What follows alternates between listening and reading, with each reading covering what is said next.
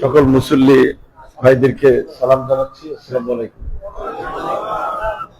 গতকালকে বাংলাদেশের একটি ঐতিহাসিক এবং গুরুত্বপূর্ণ নির্বাচন, যেটি একই সাথে জাতীয় নির্বাচন এবং গণভোট হয়েছে।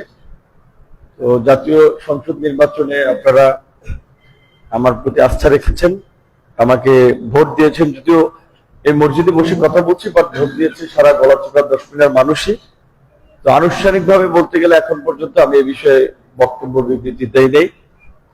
আজকে আমরা মুসলমান, আল্লাহর ঘর, আল্লাহ আমাদেরকে বিজয়ী করেছে। এই মসজিদ থেকে পবিত্র জুম্মার নামাজ আদায়ের পরে আল্লাহ পাক আমাদেরকে সুস্থভাবে কথা বলার সুযোগ করে দিয়েছেন, নামাজ আদায় করে দোয়া দরুদ পড়ার সুযোগ করে দিয়েছেন।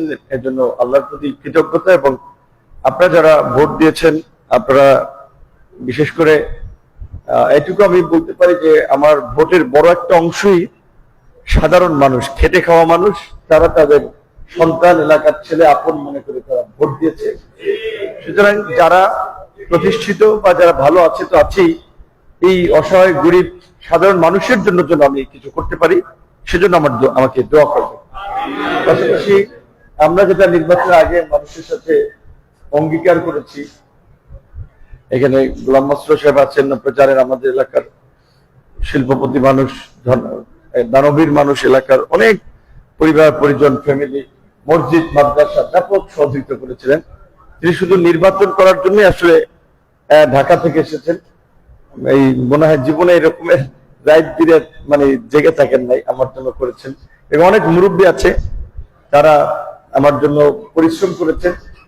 এবং এটা বাস্তব, এটা আপনারা যারা এখানে সিনিয়র এই শহরের, তারা জানেন নির্বাচনের পরে যারা জয়লাভ করে কিংবা যারা হেরে যায়, একটা ব্যাপক ধরনের সংঘাত এবং সহিংসতা কিন্তু হয়।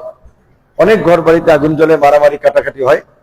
তো আমরা আল্লাহর কাছে আরো শুকরিয়া আদায় করি যে এই গলাচিপা 10 মিনিটে এখন পর্যন্ত একটি বিচ্ছিন্ন ঘটনাও ঘটে নাই, এবং আশা করি ভবিষ্যতেও ঘটবে না।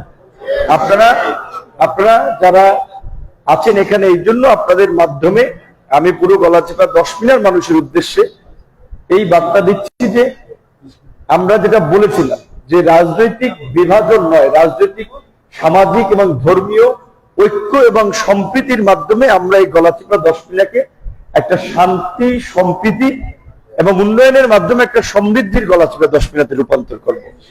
দয়া করে রাজনৈতিক কারণে, আমি আগেও বলেছি যে আমি একজন মজলুম মানুষ, আমি নির্যাতিত হয়েছি, নিষ্পৃষ্ট হয়েছি, আঘাতপ্রাপ্ত হয়েছি। এমনকি আমার সাথে নির্বাচন করতে এসেও আমার আত্মীয় স্বজন, আমার নেতা কর্মী অনেকেই লাঞ্ছিত হয়েছে, অপমানিত হয়েছে। এটা আপনারা পত্র পত্রিকায়, মিডিয়ায় বিভিন্ন ভাবে দেখেছেন। আমিও তাদেরকে বলবো, আপনারা ধৈর্য ধরেন। আমরা আল্লাহর কাছে এইটুকুই প্রার্থনা করবো যে যারা আমাদের সাথে এগুলো করেছে, আল্লাহ তাদেরকে হেদায়েত দান করুক, সঠিক বুঝ দান করুক। কিন্তু আমাদের কোন নেতা কর্মী কিংবা আপনারা অতিথি কেউ আপনাদের উপর আঘাত করেছে, আপনারা অন্তত সেই ক্ষোভের বহিঃপ্রকাশ কেউ ঘটাবেন না।